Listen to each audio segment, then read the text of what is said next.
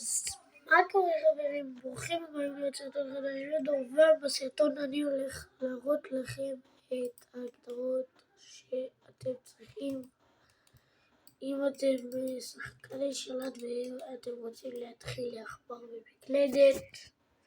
אלה הגדרות שאתם הולכים. דבר ראשון, אתם באים, כולכם יורדים, באים לפה.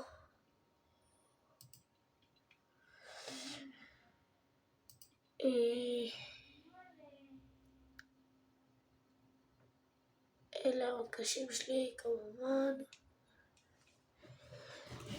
זה ההליכה. בואו נעבור לשלב הכי חשוב של הבניות. אבל קודם כל לפני הבניות זה המקשים שצריכים להיות לכם בין הפיקקס לנשקים. הפיקקס צריך להיות ב-X, הנשק הראשון ב-1, 2 ככה עד 5, ואחרי 5 יש לנו פה את הבניות. טוב, אלה המקשים של הבניות שלי. בואו נתחיל מוולף. וולף זה מדרגה. קיו, מדרגה. קיו, כאילו ומקש. אז על העכבר מקש זה.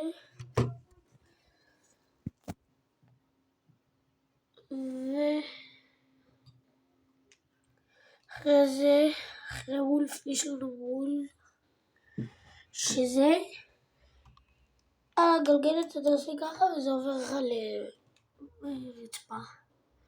עכשיו זה קיר, לא רגע,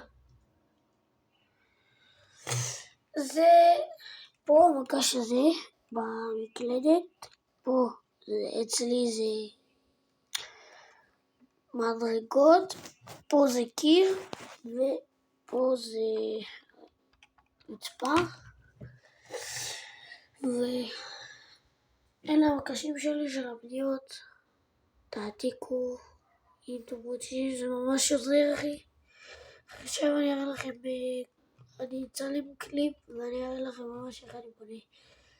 טוב חברים, זה הסרטון. אלה המקשים שלי של הבניות.